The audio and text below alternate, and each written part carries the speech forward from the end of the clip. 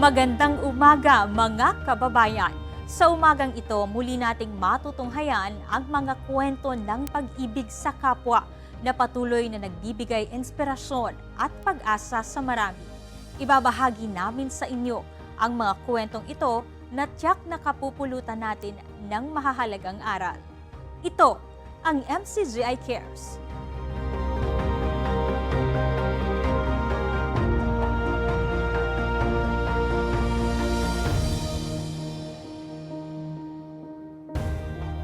Kapag may sunog, mahalaga ang agarang pagresponde. Ngunit paano makakatugon ng mabilis ang mga bumbero kung kulang ang kanilang kagamitan? Bilang tugon sa pangangailangan ng mas mahusay na serbisyong pangkaligtasan, isang fire truck ang ipinagkaloob sa Bureau of Fire Protection ng Orani, Bataan. Isang handog na inaasahang magpapalakas sa kakayahan ng mga bumbero na protektahan ang buhay at kabuhayan ng kanilang nasasakupan. Narito ang kanilang kwento.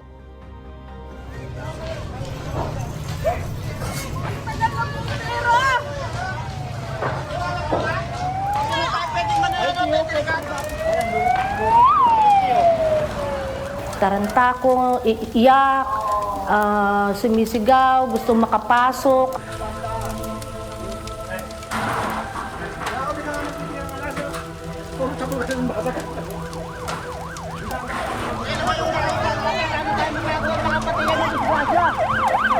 Di na ho ako pinalapit kasi malakas na ho apoy.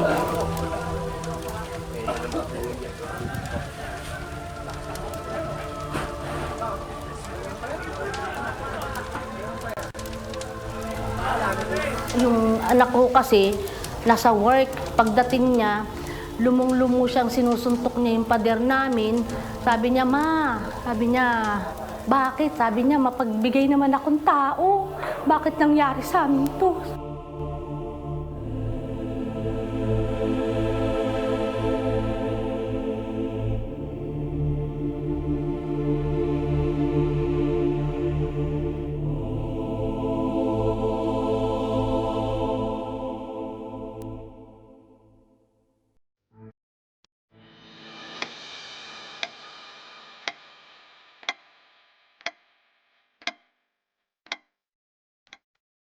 Hindi lahat naghahanda para sa sunog. Walang umaalis ng bahay sa pag-aakalang pagbalik nila, wala na ang lahat. Ngunit para sa ilang pamilya sa Orani, Bataan, iyon ang nangyari. At isa na doon ang pamilya ni Aling Daisy.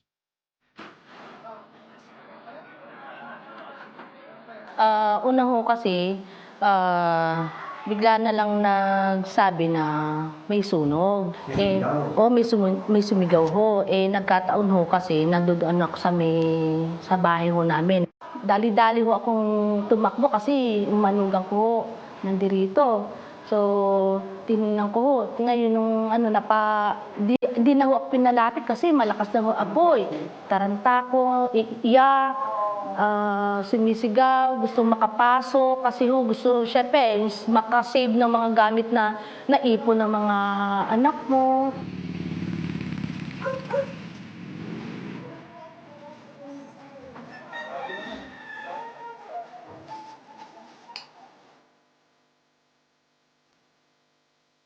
Ipinakita pa sa amin ni Aling Daisy kung gaano kasikip ang daanan sa kanilang lugar. Sa loob lamang ng ilang minuto, mabilis na kumalat ang apoy. At dahil sa magkakadikit ang mga bahay at masisikip ang daanan, mabilis ding lumaki ang panganib. Isang sao lang mo talaga ngayon. Tapos pinigilan na ho lahat. Isang tao lang ho, tinanong ko. Baka dumaan ho kayo dyan, kung dalawa ho kayo, may dilig na ho kayo.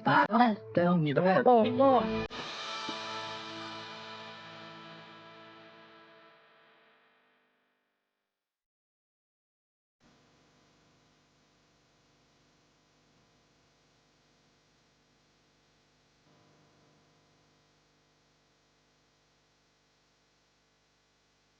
Sa mga lugar na tulad nito, hindi lamang isang bahay ang maaaring masunog. Isang buong komunidad ang maaaring maapektuhan.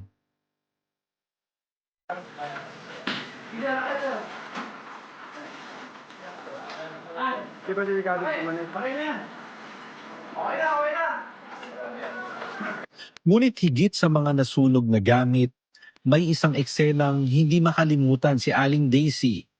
Hindi ang apoy, hindi ang usok, kundi ang makita ang sariling anak na nawala ng pag-asa.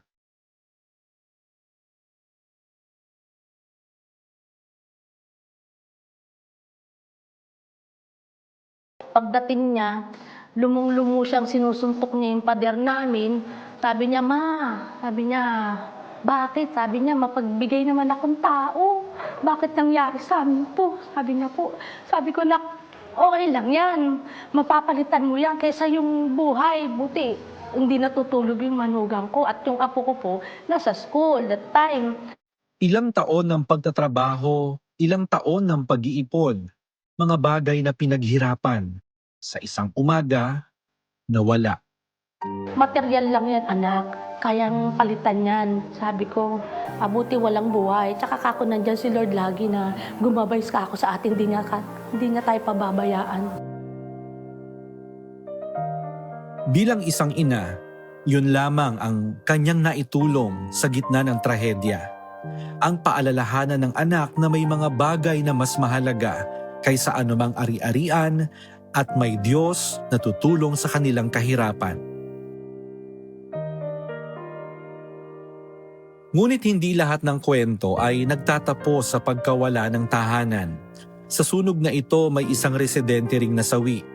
Sa mga ganitong sitwasyon, bawat segundo ay mahalaga. Kaya binibilisan namin yung pagre-responde papunta dun sa sunog. Kasi iniiwasan po natin na may casualty. Mahalaga pa yun kasi agaw buhay po yan, sir. Yung mga ganun. Bukod dun sa buhay, yung ari-arian. Hanggat maaari, bibilisan namin yung pagpunta dun para maisalba yung mga ari-arian. Hanggat maaari.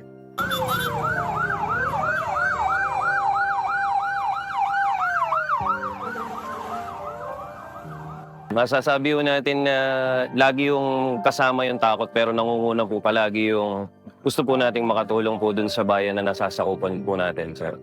Basta po kada segundo yan, sir, dumodoble po yung apoy, yung laki po niya. Tsaka po yung intensity po nung apoy na... Yung behavior po kasi ng apoy, pinakamahirap i-predict, sir. Kaya po, kailangan po na maging agad po ang pagpunta namin. Habang lumilipas ang bawat segundo, lumalaki rin ang apoy. At habang lumalaki ang apoy, mas maraming buhay at ari-arian ang nanganganib. Dahil sa mga sunog na naranasan ng bayan ng Orani, lalong naging malinaw ang kahalagahan ng kahandaan. Bago po ako maupo bilang mayor ng bayan ng Orani, wala pong gumagana ng fire truck. Wala. So, yung isa talagang hindi na gumagana, yung isa nasa pagawaan. Sa mga emergency na hindi inaasahan, mahalaga ang sapat na kagamitan upang mas mabilis na makaresponde. Habang dumarami ang pangangailangan, mas lumalaki rin ang hamon ng mabilis na pagtugon sa mga emergency. Upang mas mapalakas ang kakayahan ng bayan sa pagtugon sa mga emergency, ipinagkaloob ng Members Church of God International ang isang fire truck para sa bayan ng Orani.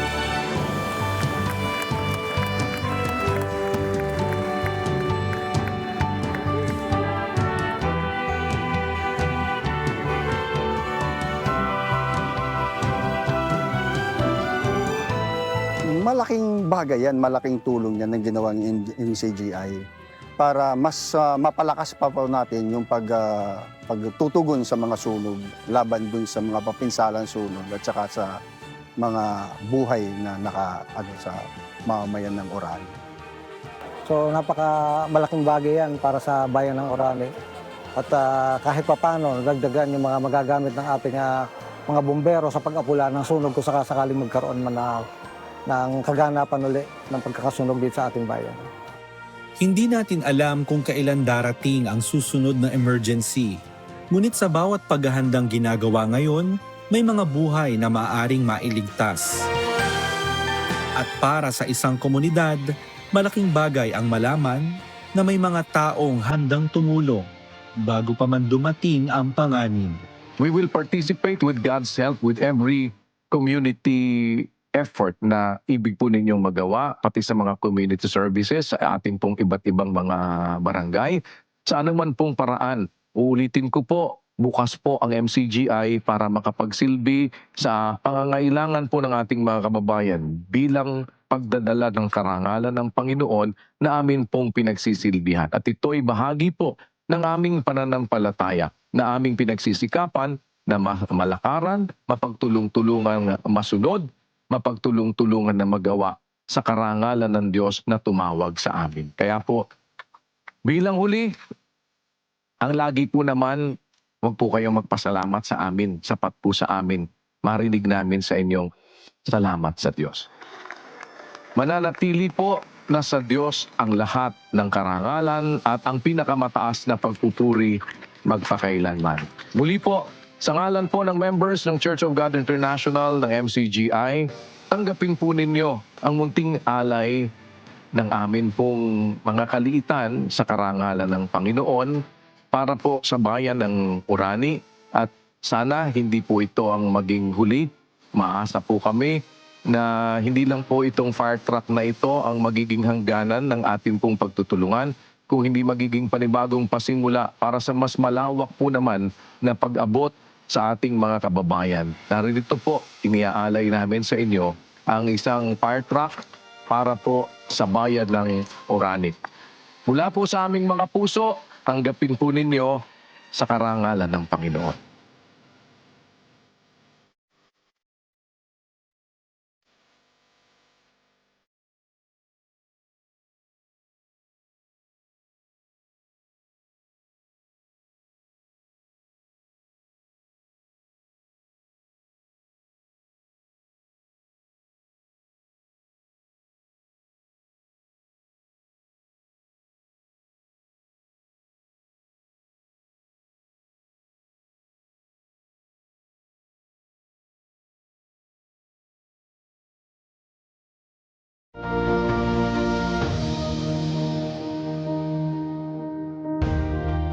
Hindi kailangang maging malaki ang isang hakbang upang makagawa ng malaking pagbabago. Minsan, nagsisimula ito sa simpleng pag-abot ng tulong, paglilinis ng kapaligiran, pagbibigay ng pagkain, o paglalaan ng oras para sa kapwa. Ito ang pinatunayan ng isang grupo ng kabataan na piniling maging bahagi ng solusyon.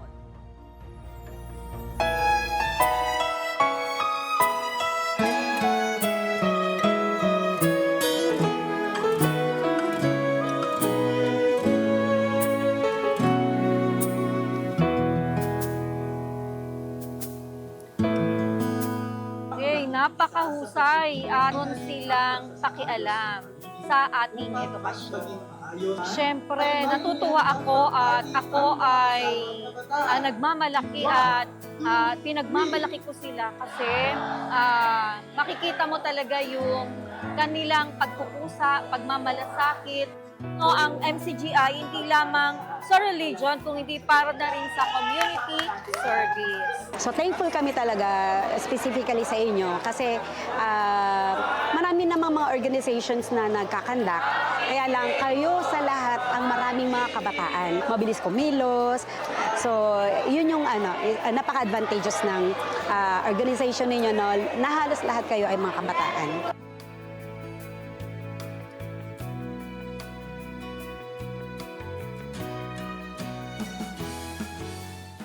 Thank you very much for bringing all your hard work. Many hands make for light work. We love your energy. We want you to come back.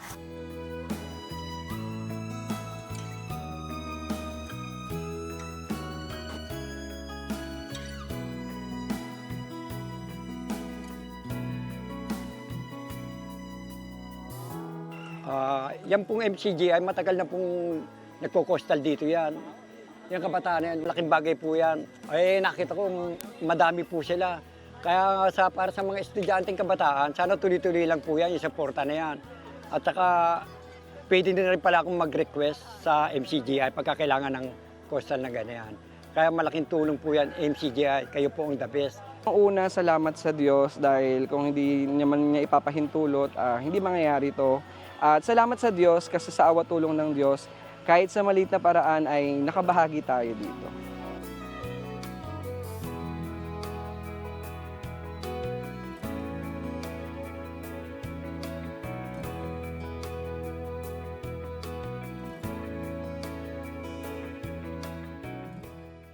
Nandito kami sa napakalayong lugar. Hirap na part kasi ang hirap maghanap ng mga taong gustong tumulong para maglinis sa paaralan.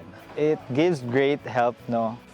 No, I was so overwhelmed and I am so amazed, no? Na may maraming mga kabataan na tumulong para maglinis at magpintura sa aming paaralan.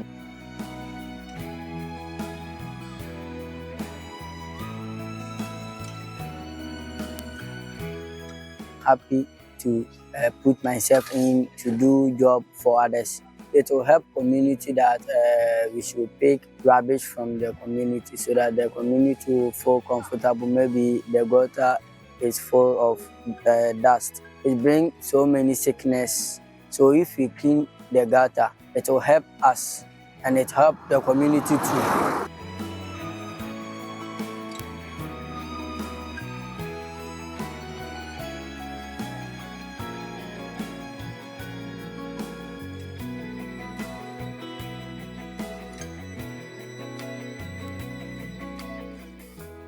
Nagpapasalamat din ako ng marami ang rumi-rumi ng school namin, kayo po ang naglinis. Wala akong nasabing hindi, maganda pumunta ka. Alam namin, pumunta kayo dito na mag-ano lang ng medical mission. Tapos ba't may kasamang naglilinis? Pati naman naglinis dito sa school namin, yun ang nagpapasalamat kami ng marami.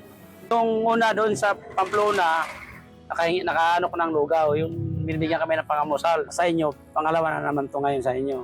Salamat sa inyo talaga nga nagbigay ng time sa aming mga driver. Hindi nyo pinabayaan yung mga driver kahit ang hirap na mahal ng diesel ngayon. Kaya mahal na mahal din namin kayo sa inyong kabutihan sa amin.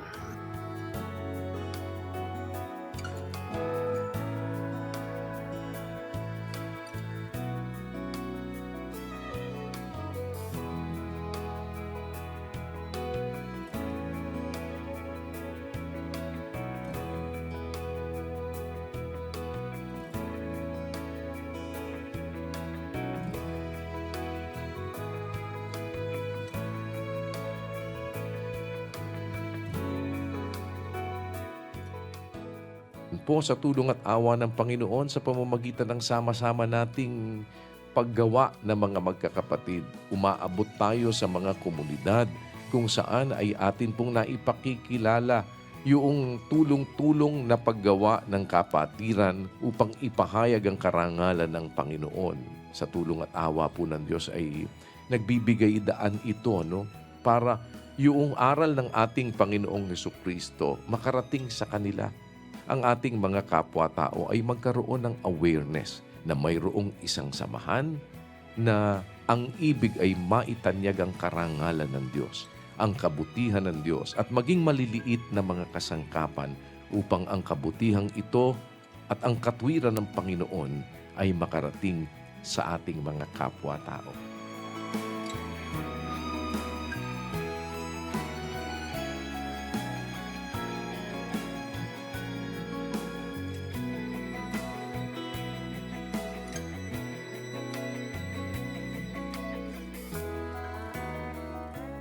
To MCGI Youth, continue to do your best, continue to follow the right path, and continue to help other people because you are not just helping one school, but you are helping the entire community. So thank you again, MCGI Youth, and continue to be a good model to the young ones. So again, nagpapasalamat kami sa mga youth ng MCGI dahil sila ay willing tumulong sa mga paaralan na katulad nito dahil ang kabataan ngayon ay maraming mga iba't ibang gawain sa labas. Bihira ang mga kabataan na nagdidedicate ng kanilang oras at pagod katulad ng paglilinis.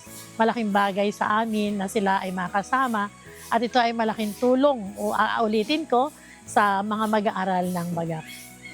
Actually, I have here a message prepared for the MCGI here po. On behalf of the staff and the faculty, we extend our heartfelt gratitude to the members of the MCGI Youth for choosing our school as part of the Community Service Initiative. No, your decision to serve in our school speaks volumes. It shows that beyond places and program, you value people, community, and impact that act of kindness can bring. No, thinking that napakalayo po ng Bagong Silang National High School, and we are truly grateful not only for what you do and for choosing us. Maraming salamat po sa lahat ng mga kabataan ng MCGI Youth.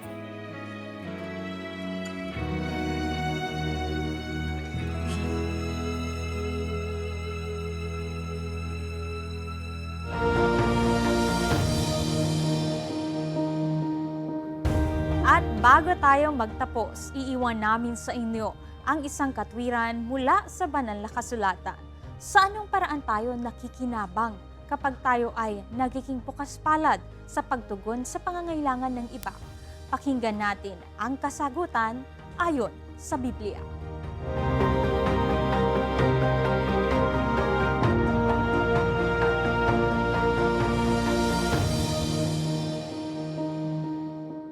Merong mga tao walang karapatang dumaing sa Diyos eh. Sino yung inaalisan ng Diyos ng karapatan na dumaing sa Kanya? Yung nagtatakip ng Kanyang pakinig sa daing ng dukha. Siya naman ay dadaing, ngunit hindi siya didinggin. So yung hindi marunong duminig sa daing, hindi ka dapat na dumaing. Yung hindi marunong magbigay, hindi ka dapat manghingi. Yung hindi marunong magpatawad, hindi ka dapat patawarin. Huwag kang hingi ng tawad. Hindi ba ganun lang ang batas espiritual, mga kapatid? Mapalad ang maawain sapagkat siya'y kaaawaan. Sabi ng Panginoon. Kung napapansin nyo yung flow ng diwa o ng espiritu na yon ng Biblia, magbigay ka at ikaw ay bibigyan. Yun ang nakasulat eh. Mapalad ang mga mahabagin sapagkat sila'y kahabagan. Sa Lucas Kapitulo 6, magbigay kayo at kayo'y bibigyan. Takal na mabuti, pikpik, liglig at umaapaw ay ibibigay nila sa inyong kandungan sapagkat sa panukat na inyong isukat ay doon kayo muling susukatin. Tingnan nyo, ang batas ng hustisya ng Diyos, ang batas espiritual, ang regla espiritual, kung gusto mong makatanggap, magbigay ka. Kung gusto mong mapatawad, magpatawad ka. Kung gusto mong kaawaan ka, mag-practice ka ng awa. Kung gusto mong ikaw ay pakinggan sa iyong daing, makinig ka rin dun sa daing. No? Kaya dapat, sa mga panahong wala ka pang dadaing, makinig ka muna dun sa mga daing ng iba. Parang ano yon, parang pundasyon yon o parang reserba mo yon para pag ikaw naman ang dumaing, papakinggan ka naman ng Diyos.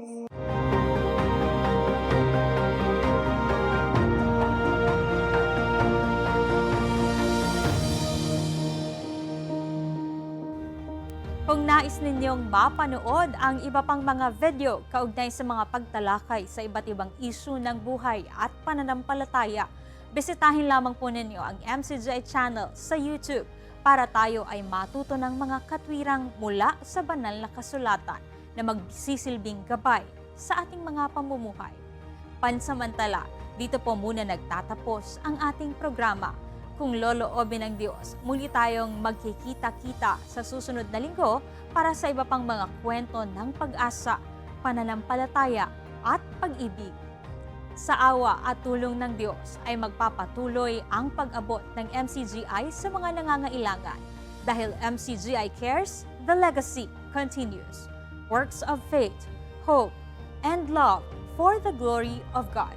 Salamat po sa Diyos.